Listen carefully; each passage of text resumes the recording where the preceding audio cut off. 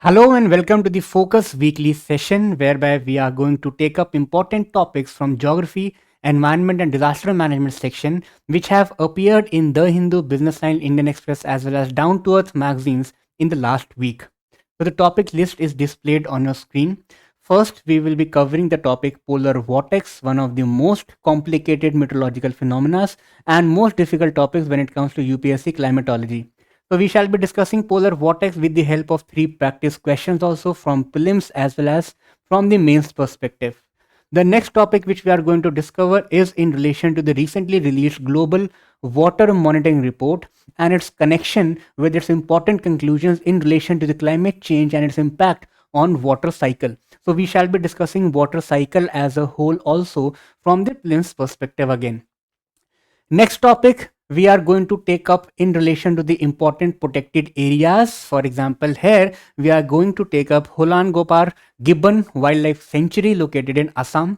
We shall also be doing the important wildlife species, that is the West Hollow Gibbon, which is there in this particular sanctuary. And we shall also be seeing the previous year questions, that how the questions have been asked in UPSC in different years in relation to this particular topic.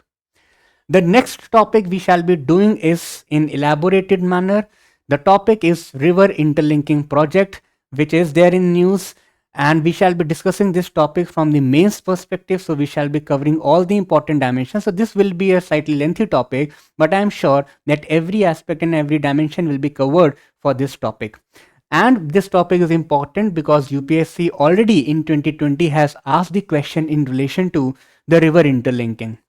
We shall be seeing this question also, but when we are going to discuss this topic by then. Okay. So now let us begin our session without wasting much time. The first topic is in relation to the polar vortex.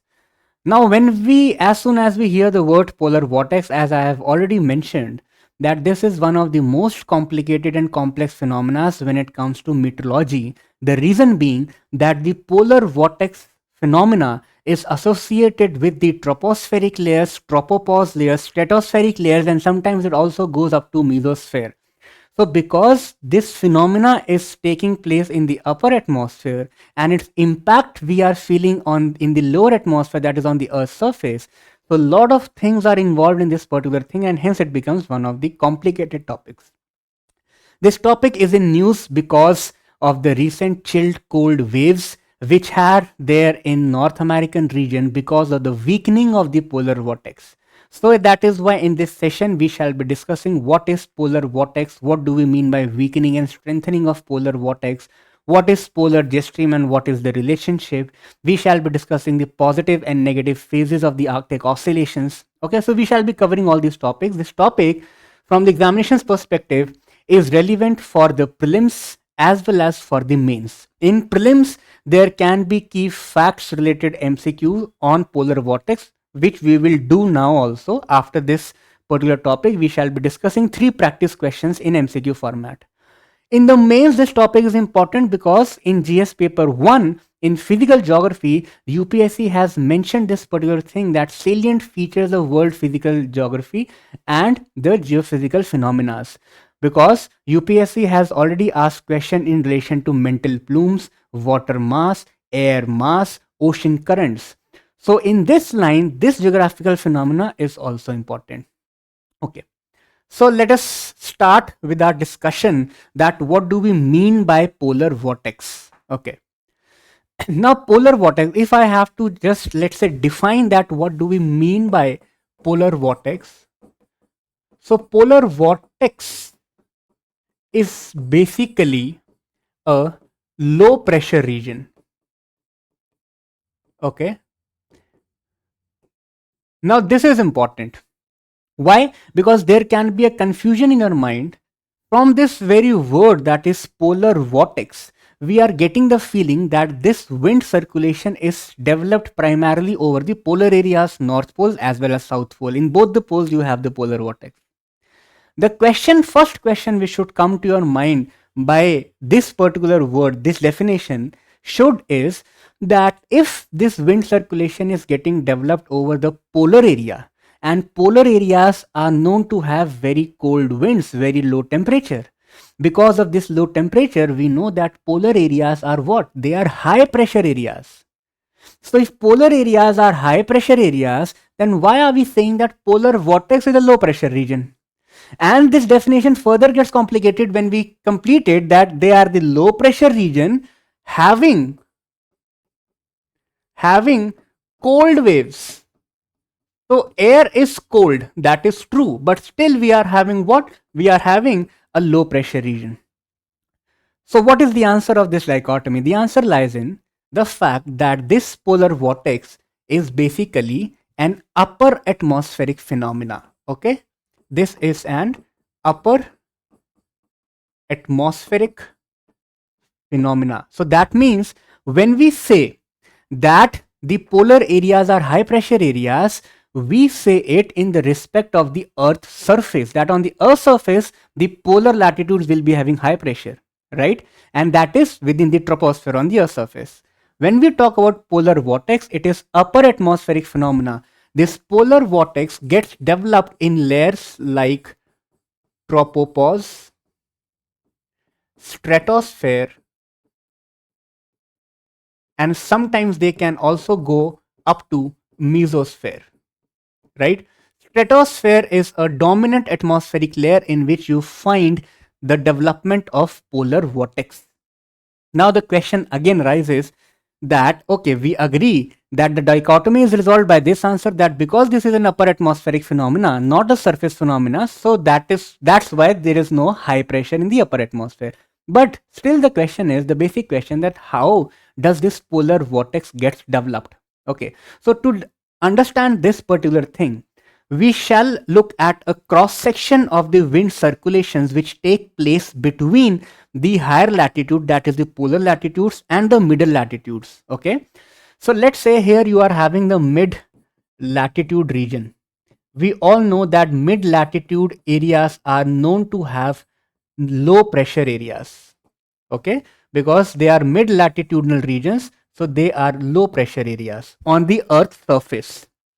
And we also agree that if we go towards the polar, that is high latitudes, polar latitudes, it will be a high pressure area on the earth surface. True? Fine. So that means in the polar areas, the winds from the atmosphere will be descending. These winds will be descending. And these descending winds are cold winds, right? And that is why they will contract, and that is why these winds are denser also.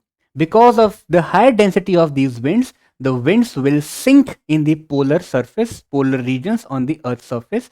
From the mid latitudes, the wind will rise, right? Now from here, the wind will complete its sail in this manner on the earth's surface. On the earth's surface here, we all know that the winds move from what? From high pressure area towards low pressure area. So that is why on the surface we are having the wind movement like this. Okay. Now come to the upper atmospheric areas.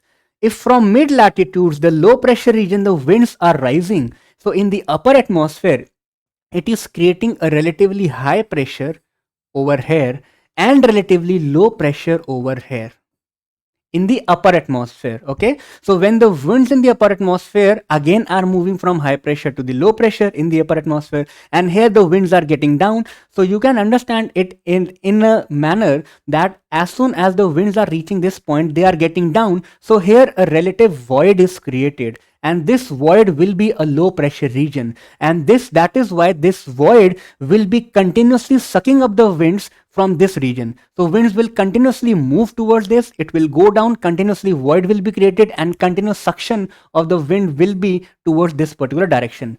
That is how in the upper atmosphere you will get the presence of low pressure area. This is true. Okay, now come to the second step. What will happen that in this particular area, if we understand that the winds are descending, so can I make the winds like this?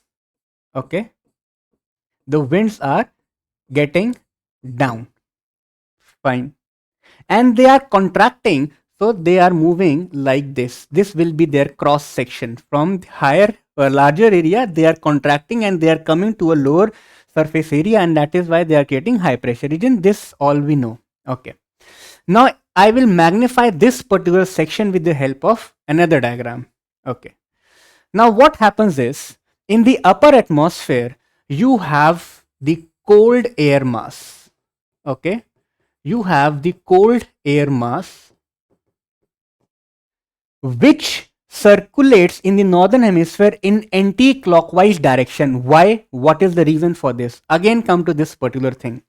In the upper atmosphere, if we are saying that the winds are moving from this high pressure to low pressure area in the upper atmosphere in the northern hemisphere, so there will be the action of Coriolis force also.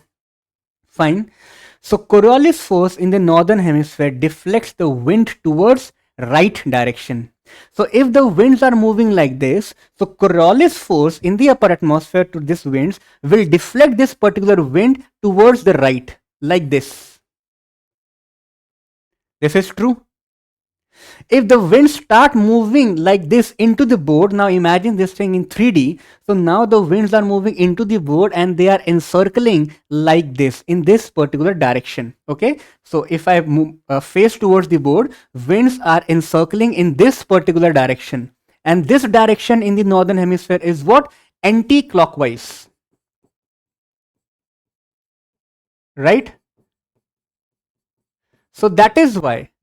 Now taking a front view of this cold air mass in the northern hemisphere, in the upper atmosphere, they are moving in anti-clockwise direction. This is true. Fine.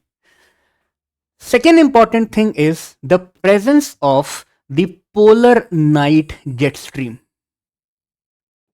Okay.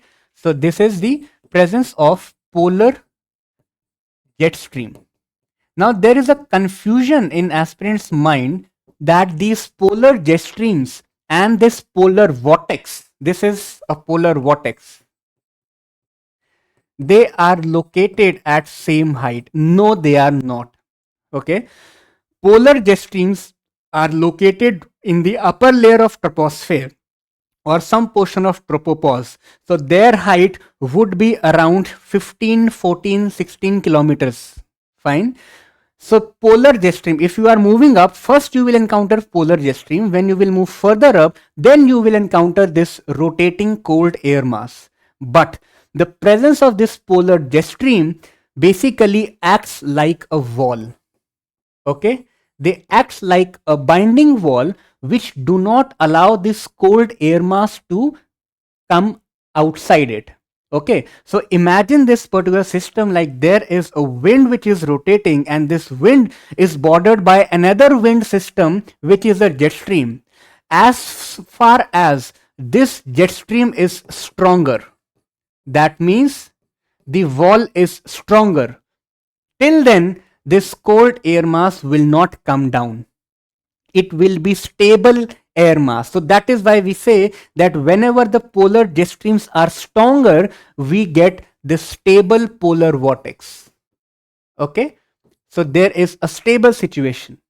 But as soon as these jet streams get weakened,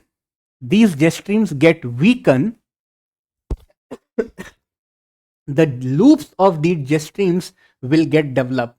So you might have read about the word Rossby waves. Okay. So when there will be the weakening of the jet streams, so there will be more sinus movement of these jet streams. Right? There will be more sinus movement of jet streams. First, now the question should come into your mind that why these jet streams weaken. Okay. So now again, this is to be understood in the context, and this will give you an answer that how polar vortex is related to what? Climate change. Okay. So first of all, this polar jet stream will be strong when there will be very high thermal contrast. Now listen carefully that these jet streams will be strong when the thermal contrast will be high. Thermal contrast between obviously the cold air mass and the warm air masses. So if there is contrast is very high, jet streams will be strong. If jet streams are strong, so they will be able to hold cold air mass in the vortex form, and the cold air mass will be entrapped within this jet stream. As soon as the thermal contrast reduces, these jet streams will start meandering. Now, what climate change is actually doing? Climate change is basically reducing the thermal contrast. Okay, because the warmer areas are getting warmed up, and that is why the temperature gradient is getting reduced. That is why we now see that jet streams will start meandering because of the climate change, or there can be natural factors also outside the climate change. Okay, for example, there is another phenomena known as what? Known as sudden stratospheric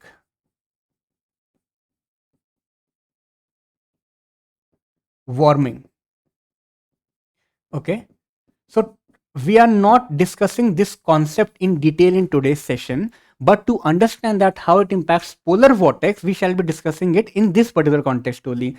What happens is that in the troposphere, because of the local disturbances, if somehow the tropospheric winds are able to penetrate into stratosphere, okay, so let's say if this was stratosphere and this was troposphere and this is stratosphere, if somehow the winds are able to penetrate into the upper atmosphere and they are able to create sudden disturbances in the stratosphere, so these winds are relatively warm, which are going up because these winds are going from the mid latitudinal areas, which is warmer compared to the polar areas. So if the warmer winds are able to penetrate into stratosphere, so the stratosphere will suddenly warm, there will be disturbances. This is known as sudden stratospheric warming in this particular context. Okay, so now if we understand this, that if the stratosphere is getting warmed up, so that means again the thermal contrast is getting reduced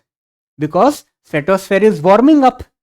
Earlier it was cold, so there was very high contrast, but now it is getting warmed up, so the thermal contrast is getting reduced. So that is another reason that the jet streams will start meandering and they will form very huge loops.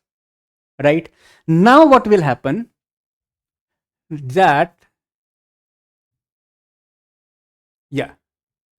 So let us now imagine that now the jet streams are started meandering. Okay. Now what will happen? That the cold air mass from this polar vortex will intrude towards the southern portion, and the warm air mass that is from the lower latitudes will move towards the northern portion.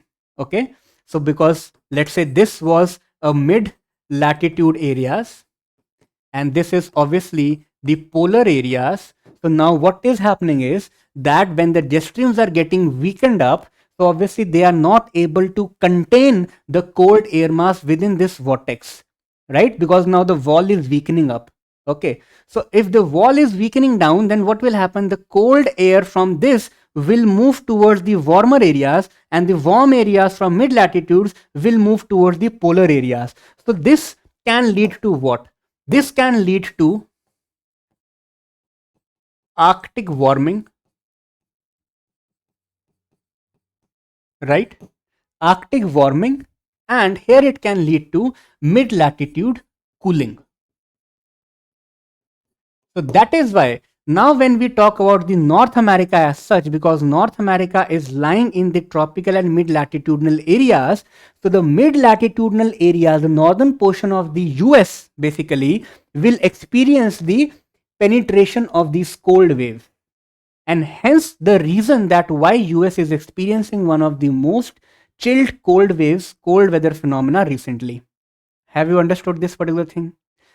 Another related word or terminology which is linked to this particular thing is that when the jet streams are strong, that means when the cold air mass or the polar vortex is stable, we call it as positive Arctic oscillation. So during positive Arctic oscillations, the jet streams are stronger, and therefore the polar vortex is stable. Okay, so normal weather phenomena prevail. When we move towards opposite, that is the negative oscillation, opposite will happen. The cold waves will move towards mid latitudes and the warm air will move towards the polar area. Okay. Last question which should come to your mind is that, sir, we were discussing this polar vortex phenomena in the upper atmosphere. Then how are we saying that these air masses are moving on the Earth's surface? Okay, if this question has not come to your mind, then you have not understood this concept. Okay, if this question has come to your mind, so sometimes doubt proves the fact that you have understood the concept. So if there is a doubt in your mind that how we are linking this upper atmospheric phenomena with the effect on the surface air, because when we are saying that the air mass, warm air mass from mid latitude is moving towards the polar area, that is on the Earth's surface. Similarly, the cold air mass from the polar areas is moving towards the mid latitude, that is also again on the Earth's surface. How these are related? If you have this question in your mind, so keep this question in your mind, because still the researches are being conducted. We are still not able to properly understand that what is the exact relationship between the polar vortex in the upper atmosphere and its direct impact on the cold and warm wind systems on the Earth's surface. Okay? So we do not have the answer, so be with it. But this is the phenomena which is more than sufficient for you people to explain this thing, write about it in the mains answer also, and to answer the practice questions also. If we see this particular diagram, so here the same thing is represented which we have discussed. So this particular thing is the stable polar vortex. In stable polar vortex, you will see that the polar jet stream is moving like in not, it is not having a sinus curve, it is basically having more zonal flow. Okay, that is almost in a straight line. Okay, but as you move towards the disrupted polar vortex, so here you will see that the jet streams have started meandering, and because these of the formation of these crests, ridges and troughs, the cold air mass is moving south and the warm air mass is moving towards the northern hemisphere. That is how the Arctic warming and the mid latitude cooling will take place. Fine. So now I hope that this complete phenomena is understood to you, that how the wind systems are moving in the surface areas as well as the wind systems are moving in the upper atmospheric circulations, and how these things are related and leading to the present cold waves in North America. Fine. Okay. Now we shall be moving towards the practice question. First question, very simple question. Question asks you, the polar vortex is primarily located in which part of the atmosphere? Primarily. So we have discussed that it is in the stratosphere, right? It is in stratosphere. Next practice question. It was a simple question, slightly difficult question. Try to attempt it. Consider the following statements regarding the impacts of the polar vortex. It can lead to extreme cold spells in the mid latitudes. True. The Arctic region experiences prolonged warming periods. True. The tropical regions experience severe drought conditions. This is not related to this particular thing. So that is why one and second statements are correct. Next question. Consider the following statements about polar vortex. 1. The polar vortex is a large area of high pressure that persists over the polar regions. No, it was not a high pressure, it was a low pressure area, right? The second statement says it is stronger in the northern hemisphere compared to the southern hemisphere. This point we have not discussed. Now you tell me that polar vortex will be stronger in northern hemisphere or the southern hemisphere. Think about it. Which areas are more cold? Which areas are colder? North Pole or South Pole? South Pole. So that is why stronger vortex will be in the southern hemisphere. In northern hemisphere, because you have the presence of land also, so that is why warmer areas are also there. If warmer areas are there, that means the temperature will be slightly on the upper side, the thermal gradient will be slightly on the lower side, which is not a favorable factor for the polar vortex. Okay, so that is why this statement is incorrect. So first is incorrect because it is low pressure area, and second is incorrect because stronger is in the southern hemisphere. So hence neither one nor two will be the correct answer. Fine. Okay. Now we shall be moving towards the next topic. This topic is purely from the prelims uh, perspective. The topic has come in the newspaper in relation to the recently released Global Water Monitoring Report. And this report has led to a very important conclusion in relation to the water cycle and climate change, that how climate change is impacting our water cycle. When it comes to such reports, in the prelims examination, there are just 2 3 aspects which you need to cover. One, the name of the report. Second, the agency which is releasing that particular report. These are the two important things. Third, maybe the most important conclusion of that particular report, if at all they will ask. Otherwise, till now, the trend has been that normally only the organizations are asked that this report is released by which of the following organization if that report is international. Okay.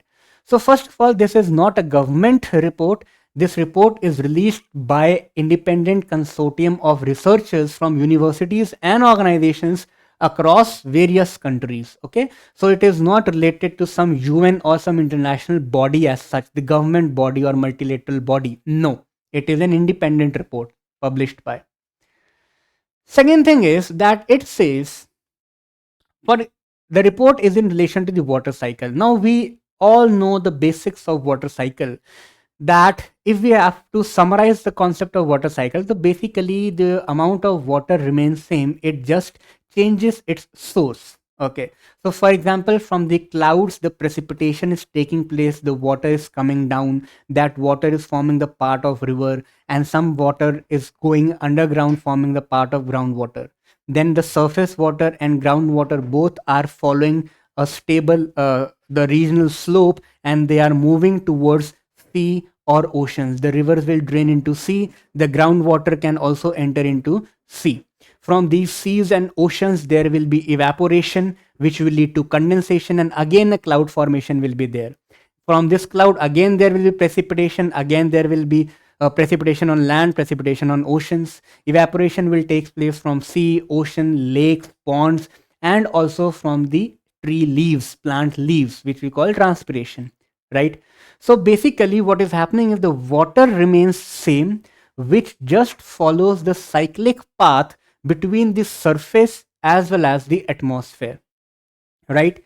If we have to summarize this particular thing, so we can say that the water which is stored in the oceans undergo evaporation and evapotranspiration from the leaves. Water in the atmosphere undergoes condensation, precipitation. Water is stored in the ice areas which melt and form the part of surface water. The surface runoff consists of stream flow, freshwater storage, infiltration, which lead to groundwater, and there is a groundwater discharge, there will be springs. So all these are the processes of these important components of the water cycle. This all we know, it was just a revision. Now coming back to the report, that what is the most important conclusion of this particular report? The report says that the climate change is impacting this hydrological cycle. Okay, in what way? So obviously the amount of water remains the same, there is no impact on the amount of water, but these sources are getting altered. Okay, so that is why the report says although the total amount of water within the cycle remains constant, its distribution among the various processes is continuously changing. That means the amount of water which was there in glaciers, now it is not in glaciers because glaciers have melted. The amount of water previously which was in rivers now are not there because the melt glacial water is coming into the rivers, one, and the river floodplains are also getting encroached, which is reducing the water flow in the rivers. So human activities are reducing it, the glacial melting might increase it, so basically the river flow is getting altered. So river regime, the word is river regime, okay, which tells you about the seasonal fluctuations of the discharge of the river water. The river regime is getting changed. That is why the overall water remains constant, but the distribution is getting changed. Okay, climate change basically has intensified the water cycle. That is, it has intensified the evaporational rates. It has intensified the precipitational rates. That is why the weather extremities like intense torrential rainfall, cyclones, etc., have increased. Monsoon pattern is getting changed. Stormy systems are getting developed.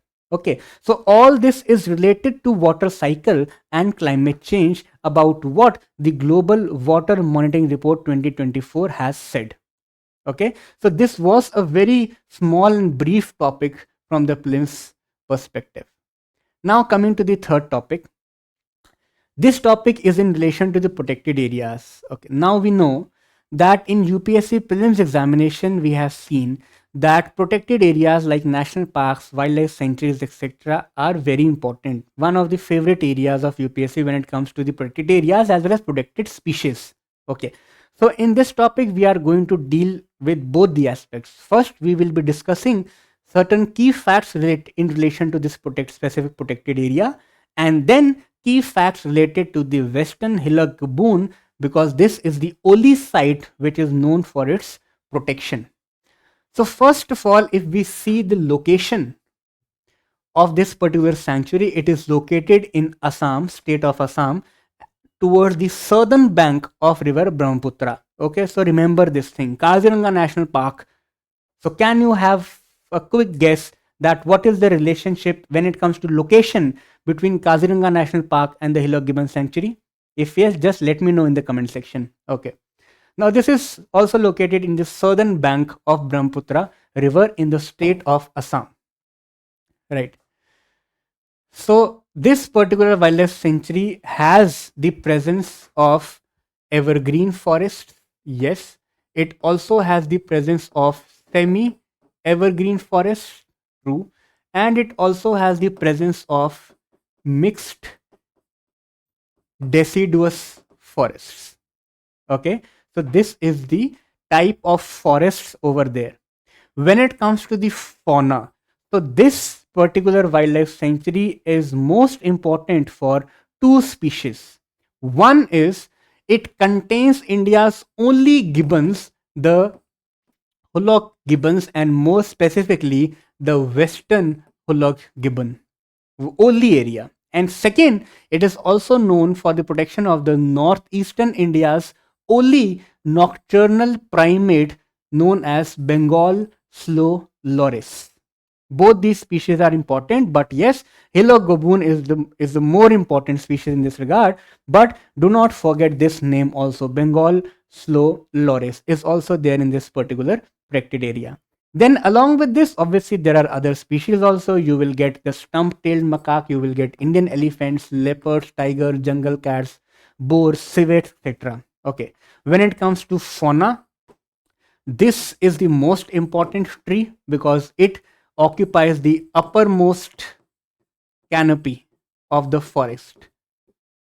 So I hope that we all know that when it comes to the evergreen vegetation, the important and the unique characteristic of evergreen vegetation is the stratification. Okay, what do we mean by stratification? When you will let's say go into the evergreen forest, so you will see the presence of very tall trees. Okay, you will see the presence of very tall trees. Then there will be second layer of trees having smaller height. Okay, then there will be third layer of trees having further smaller height. You will be having presence of shrubs on the earth surface. You will be having creepers also. Basically what we are doing is that we are having different layers. First layer, that is the uppermost canopy of tallest trees. Then we have second layer of second tallest trees. Then we have third layer. Then we have fourth layer of creepers. Then we have last layer of shrubs. Okay, so this is known as the stratification in the evergreen forest. So this is there. So this holong tree occupies the uppermost canopy area, right? Along with the holong trees, the other names, other important names are Nahar, Sam, Amari, Sopas, Bhelu, Udal, Hingori. But holong tree is the most important one. So remember this name. Obviously, I understand that you will not be able to memorize all the names of trees and all the names of species. So most important one here is holong tree, and the most important one here is the gibbons and the Bengal slow loris. Okay. Now, This is the picture of Western Hullock Gibbon. We can see that they are having white furs also, black faces and white furs along their eyes, along their mouth also. Okay, so when we talk about the important characteristics of this particular species, one, Hullock gibbons are classified as lesser apes, smaller apes. Okay, and they are different from the great apes. Great apes are chimpanzees, gorillas, orangutans, and humans. Chimpanzees, gorillas, humans, and orangutans are the four great apes. Okay, but the Hullock gibbons is an example of lesser ape, and it is the only known ape species in India. Second, it inhabits many forest ecosystems. It includes tropical rainforest, subtropical, and mixed deciduous forest. This we can guess from the this point also, that because they are present in this sanctuary, and this sanctuary is having all these type of forests. Okay. Then it is restricted between the south of Brahmaputra river and the east of Debang river. So within this particular area, you will see their presence. Okay. They are present in other states also in northeast, but this is a protected area. Next, the gibbons have mostly frugivorous diet. Okay, so they depend on fruits, leaves. Sometimes they eat insects also, but mostly they are frugivorous. IUCN status is endangered, and they are listed in Schedule 1 of the Wildlife Protection Act. So these are certain key facts related to this particular species. If we see the previous year questions, just have a look. So for example, in 2010, the question was asked in relation to the protected areas and well known for which species. Are you getting it?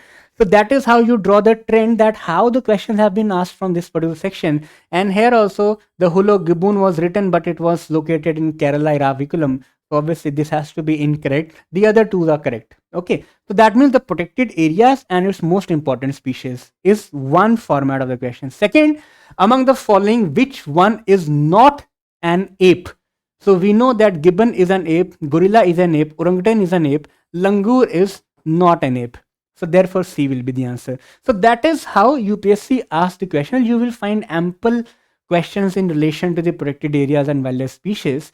In wildlife species nowadays, for last 2 to 3 years, the question have been asked in relation to the physiology, social behavior, etc. For example, when we talk about the Hullock gibbons also, so they are also social in nature. Okay, and they also have, and they also practice endogamy.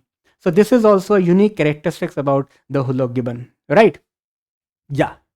So now we shall be moving towards our last topic. This topic is in relation to the river interlinking project. Okay. And this topic has been in the news because of the Kane Betwa interlinking project. So this is basically showing you the Kane Betwa link. When it comes to UPSC mains question, so here we can see that in 2020, the UPSC asked the question that the interlinking of rivers can provide viable solutions to the multi-dimensional interrelated problems of droughts, floods, and interrupted navigations. Critically examine. So that means the question has already given you few points about the merit of river interlinking project. Okay, few important points in relation to the merit of river interlinking project. So that is why in today's session we shall be discussing almost every dimension of river interlinking, that how the concept was evolved, what was the basic planning, and what are the merits, what are the issues in relation to the this river interlinking project. Okay, so the story goes like there were a lot of geographers and researchers which once upon a time believed that river interlinking can solve the crisis mainly of droughts and floods at the same time. There will be few river basins who will be having a surplus water. There will be other river basins which are deficient in nature. So why not to supply this extra surplus water to those basins which are deficit? That is the basic logic of river interlinking. Okay, so in this very regard, around 100 or 150 years back, there was a person, Sir Arthur Cotton. Okay, so So he was the person, Sir Arthur Cotton, not very important for you people for examination, but just to have a brief idea that Sir Arthur Cotton was a person who devised this concept that we can go for linking various rivers, that is the deficit basins and the surplus basins. Okay. Then you all have heard the name Sir Swami Vishwesaraya. Okay, one of the pioneers when it comes to the Indian engineers. So Sir Vishwesaraya also supported the concept of Sir Arthur Cotton, and he also believed that river interlinking can be a viable solution to all those issues which we just discussed in the question. It can give us certain merits. Okay. Then after that, in 1970s and 1980s, at the national level, the policy formulation started in relation to this river interlinking project. And the concept of national water grid was emerged. Okay. National water grid, which later on was renamed as River Interlinking Project, Interlinking of Rivers Project. Okay, so as you can see in the map also, this is basically the prime project which believed in this national water grid, that why not to supply the surplus water from Ganga and Brahmaputra basins to the deficit basins of peninsular India. Why can't we do this? Okay, so in this very relation, the National Water Development Agency then was established in 1982, and it identified around 30 link points between all the river systems of India, through which studies were conducted, and they said that that is how we can interlink the northern rivers and peninsular rivers. Okay, so this is the historical evolution of the concept of river interlinking in India. Now cut to the present time. Okay, we all know that Ken Betwa interlinking project is undergoing, and we also, I hope that you people are reading newspapers, so you people are also aware about the issues. Fine. Now cut to present. We should understand, first of all, if we have to analyze this particular thing, if we have to talk about, let's say, merits, we'll analyze this thing, that what are the merits of this particular concept. So yes, we understand that there will be a better water resource management. True? Because the water from surplus areas are supplied to deficit area. First we'll see the merit, but then we'll understand that how large environmental implications are there because of this interlinking of these rivers. Okay, so because we are into the class of environment, so we'll study the negative detrimental environmental implications of this particular thing, and not just environmental implications, there will be huge social implications, economic implications. We will also compare this with the global case studies, that in different countries, obviously before India also, the river interlinking have taken place in the other areas. So are they successful? Have they yielded better results? Or they have yielded negative detrimental results, not just to the environment, but socially and economically also. So we'll see that with the help of case studies also. Okay, so this will be a lengthy topic, but I guarantee you that this will be a holistic one. So yes, better water resource management will be there. Disaster management can be taken care of. True. Okay, so because we are dealing with floods, we are dealing with droughts also at same time.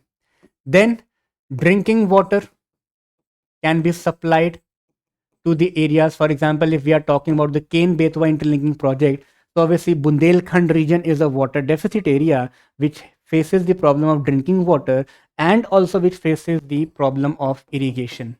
Okay, so irrigation challenges can overcome, and which will support basically what? Agriculture. True. This is also a merit.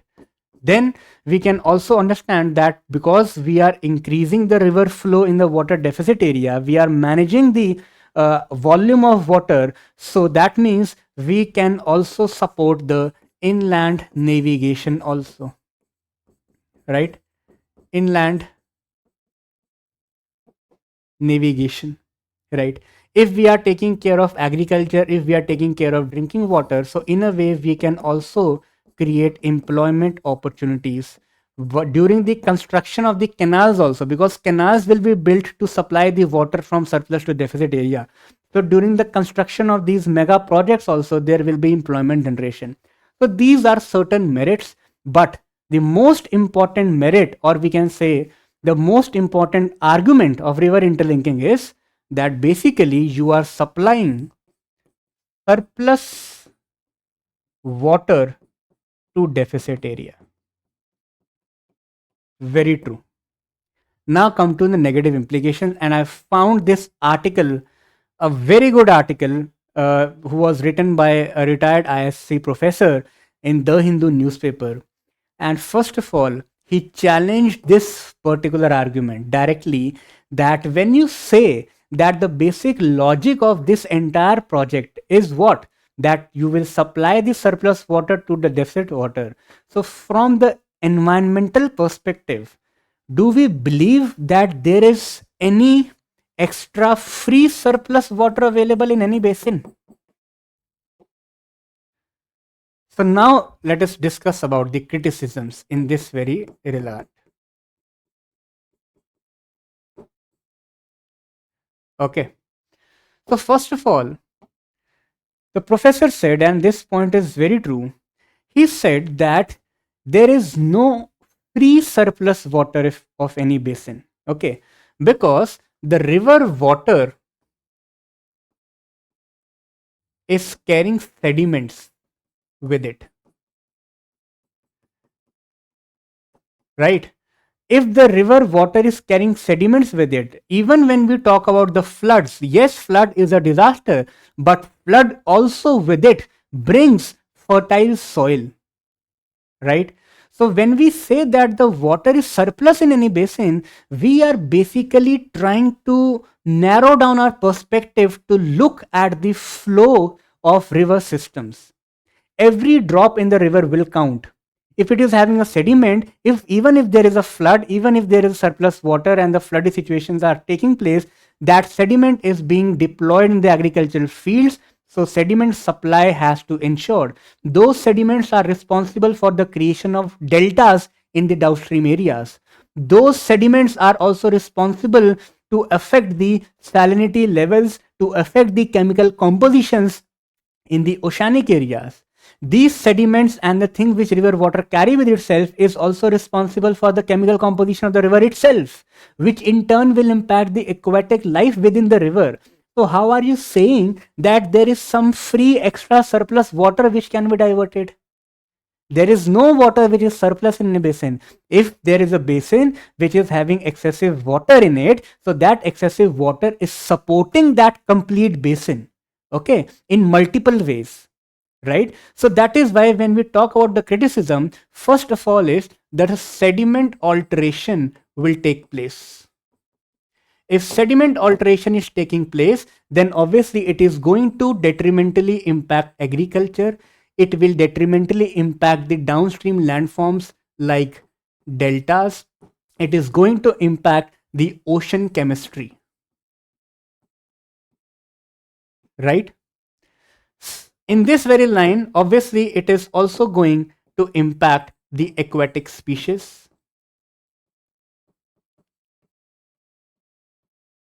True, aquatic species will be impacted. Why? Because flow is getting impacted. The river regime is also getting impacted, because you are diverting the water from one river to another river. So the river regime of both the rivers are getting changed. They are getting altered, right? If river regime is getting changed, so that means what? The entire basin, river basin, is being affected. True. These are the ecological dimensions, ecological detrimental impacts of the river interlinking. Come to other ecological impacts. How are we going to supply the excess water to the deficit areas? You will build canals, so river channelization will take place. When you will build canals, so obviously there will be a land use change. if you are building dams also, because there will be dams construction to channelize the river flow.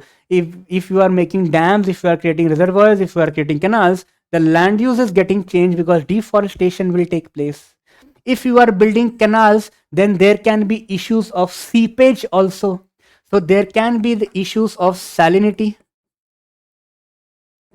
plus waterlogging.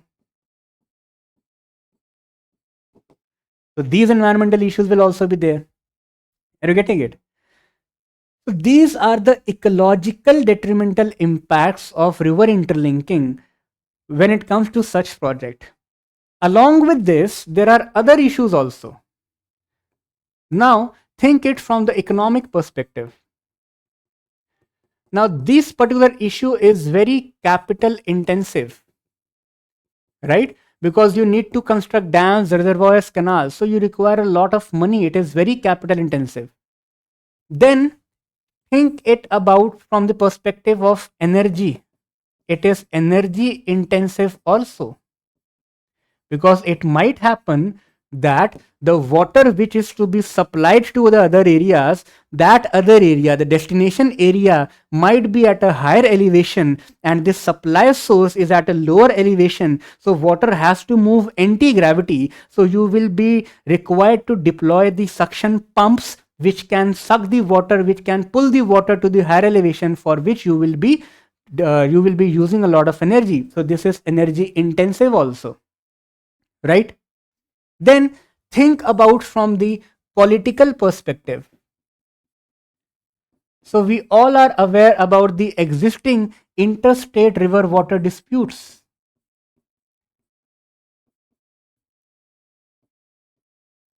Interstate river water disputes are there. So how can we link the rivers which are flowing through different states, which are having their basins in different states, when we already know that those rivers are the hotspot of the contention between their basin states, between the political powers. So this is another issue. Think about its social dimension. When you are creating dams, you are creating reservoirs, a large scale infrastructure is getting created. So obviously you need to acquire a lot of land. If land acquisition is taking place, then obviously there will be forced displacement also.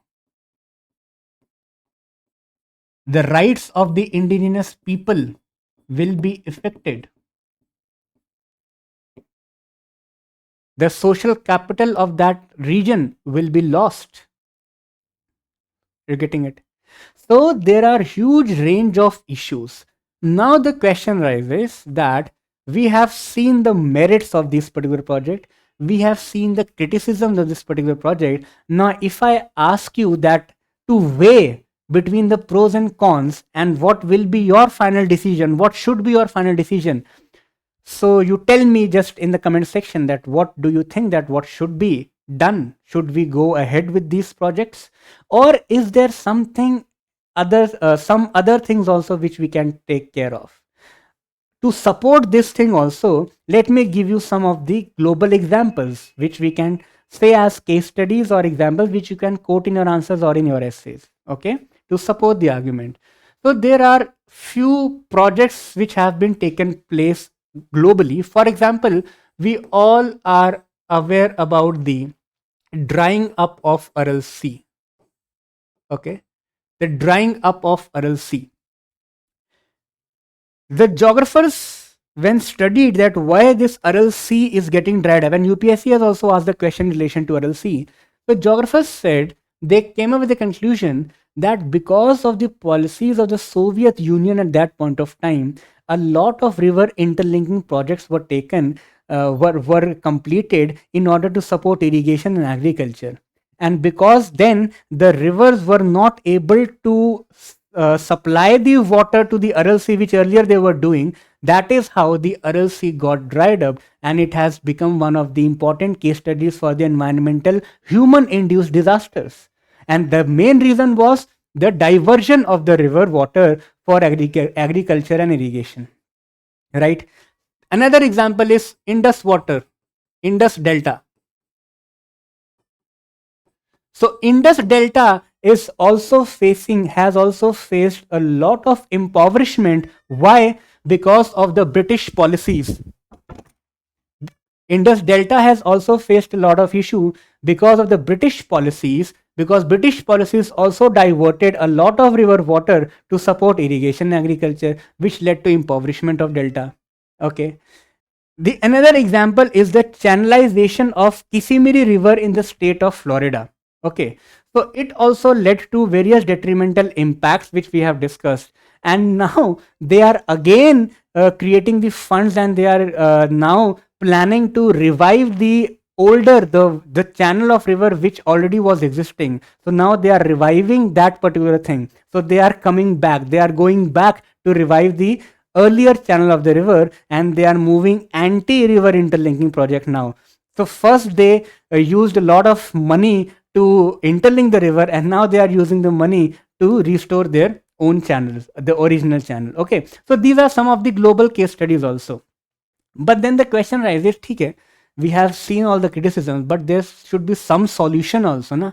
How are we going to move ahead? How are we going to make policies for the water resource management in India? Okay, so in this relation, the way ahead should be the Mihir Shah panel recommendations.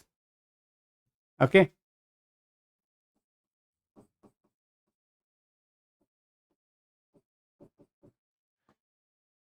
Mihir Shah recommendations.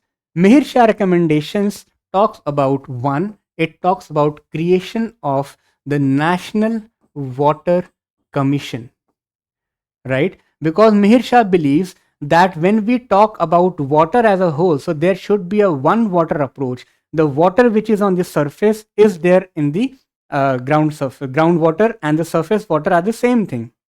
The source is same. We have just seen hydrological cycle. So why are we having different waters like Central Water Commission, Central Groundwater Board? So for surface water and for subsurface water, we are having two different bodies. They should be integrated, and a one national water commission should be established, right? The second thing is that when it comes to the water management, the role of Panchayati Raj institution is very important. PRIs as well as urban local bodies, they are very important, and there should be participatory governance. Okay, participatory governance should be there when it comes to the water management policies in India. The third thing is that focus on water use efficiency, right? So water use efficiency in the domestic areas, in industrial sectors, as well as in agricultural sectors. So here you can write about those reforms which talks about promoting micro irrigation, reduce, reuse and recycling of the water, water treatment, reducing the water wastage, and all those things we can write about. So when we talk about the water resource, water management, so these steps should be taken along with it. Okay, so we cannot alter the natural ecosystem on the logic that because we have to supply the water, because every natural ecosystem, because we have read that there are arid and semi-arid systems, so that those are natural. So if we are trying to alter it, we do not know that what up to what intensity the environmental implications can be. Okay, so this was all for today. If you have liked this session, so just let us know. Do like the video and do subscribe to the channel and share the videos. If you have some other steps also, which I am sure you must be having, so write down all those steps in the comment section. I will be very happy to know, so I can give you some hints also. Okay, so you can read about the Asia's waterman. What has he done? How has he done? Where has he done in India? And what are its successful results? That can be the examples in your essays and answers. Okay. Think about the concept of sponge cities, that what are sponge cities and are they really viable in India? Yes or no?